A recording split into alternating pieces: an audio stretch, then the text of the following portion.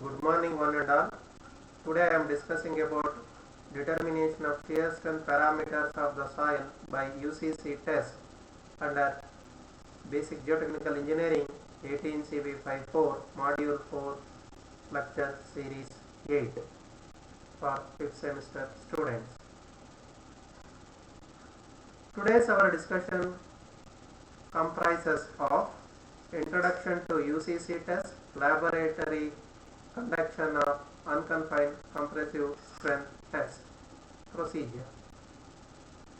Coming to the introduction, UCC test, unconfined compressive strength test, is also called a special type of triaxial test in which no lateral pressure or confining pressure is applied, so that sigma 2 and sigma 3, you can see here sigma 2 and sigma 3 is equal to 0.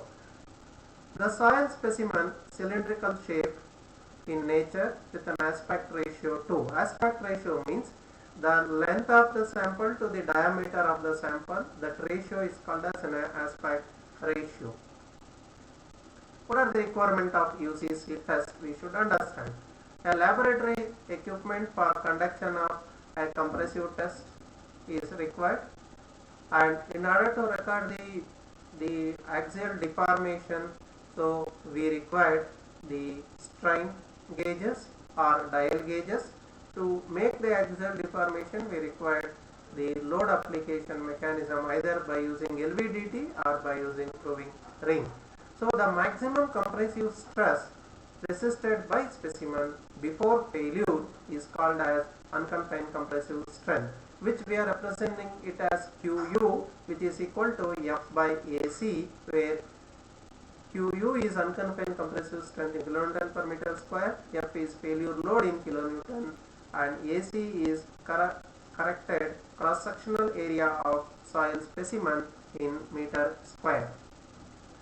Procedure of conducting unconfined compressive strength, we will discuss it. Before going to the procedure, we should know how to make a soil specimen of cylindrical in nature with an aspect ratio 2.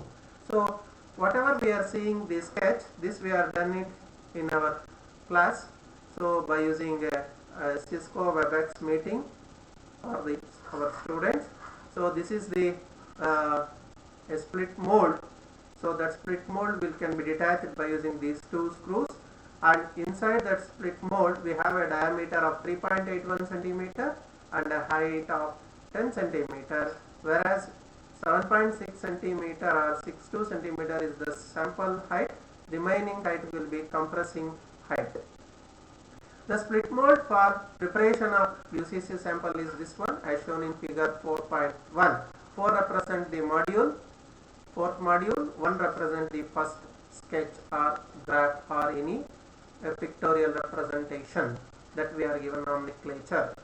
Coming to here, as I said earlier, the aspect ratio, length to diameter ratio, we are keeping it as 2. So, or we can also keep it as 2.5. For static loading condition, we are keeping it as 2, whereas for dynamic loading condition, we are keeping it as 2.5 with a diameter of 5 centimeter, whereas for static loading it is diameter of 3.81 centimeter. Coming to the loading condition, we have to prepare the sample by using that aspect ratio, by using that the split mold. How to prepare this sample? We have to calculate the volume of soil required in that split mold, which is equal to pi d square by 4 into h, where d is 3.81 and h is 7.62 with an aspect ratio 2. So once you know the volume, you know the density at which you have to prepare the soil sample. So density multiplied by volume will give the weight of the soil. Take soil passing through 425 micron IS sieve.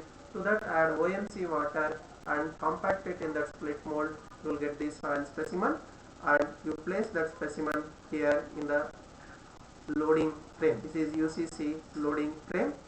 Fix the DG stands for dial gauge and PR stands for proving ring, and this stands for beam, so that is reaction beam, and this stands for LF, that is the long, that is the folded members.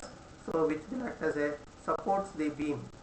And G stands for gearing system. We can apply a strain rate of 1.25 mm per minute, 2.5 mm per minute, or 1.5 mm per minute.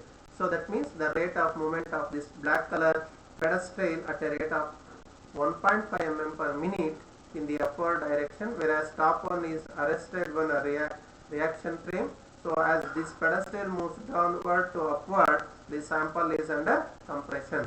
So here we are showing ON stands for on, OFF stands for off. So the entire assembly is resting on the machine foundation. At a regular dial gauge reading, we have to record the proving ring reading until sample will fails, or sample will bulges, or it attains 20% strength, whichever is earlier. So this is about your loading of UCC sample.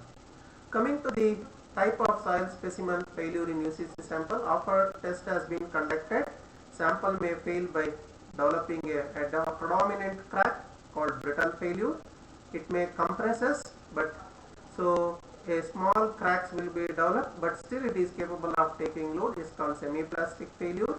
Some soil will keep on applying pressure, it compresses, but there is no sign of crack, that is called plastic failure. So in case of plastic failure, 20% strain we have to stop it.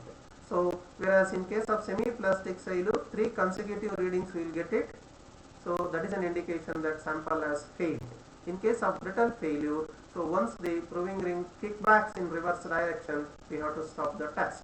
Or again, this material we are extracted from our own class discussion in our college by using the Cisco WebEx meeting with this reference, that is code or this reference ID. Coming to the UCC cylindrical specimen, initially the diameter is 3.81 and height is 7.62 with an aspect ratio 2.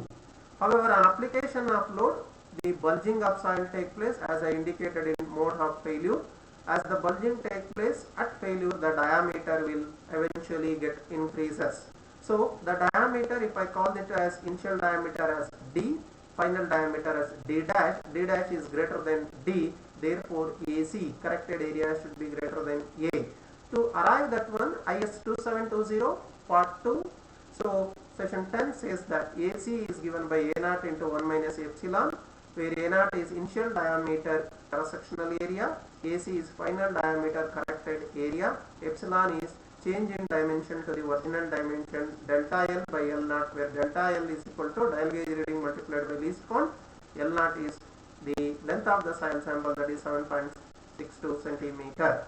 So which is as shown in the figure 4.5 for calculation of corrected area. This also obtained from Cisco WebEx. So class discussion, so as a reference. Coming to the determination of shear strength parameters, there are 2 methods to determine the shear strength parameter. One is by using theoretical method, another is one using laboratory method or experimental method. So the shear strength parameter is C and phi. So we know that sigma 1 is equal to sigma 3 tan square alpha f plus 2c tan alpha f. When UCC test we are conducting, sigma 3 is equal to 0, therefore sigma 1 is equal to 2c tan alpha f. Or so we can also say that sigma f is equal to 2c, whereas phi is equal to 0 for pure clay. 45 degree tan 45 is 1, therefore sigma f is equal to 2c, or c is equal to sigma f by 2. Once the sample is failed, you take out that sample, mark the angle on a paper. What is that angle of failure? That will give alpha f. So it is courtesy by this Cisco WebEx. Next, coming to the experimental part. So what experimental method of determining the C5 parameter? Take a ordinary graph sheet, mark x-axis 1 centimeter is equal to known kilonewton per meter square, y-axis 1 centimeter is equal to same known kilonewton per meter square. That means x and y-axis should have same scale, because your failure envelope is a straight line, therefore x and y-axis should have same scale. And for UCC test, sigma 3 initial it will be 0, whereas sigma 1 is equal to sigma f, that is failure load. So by knowing coordinate 0 comma sigma f, draw a Mohr circle.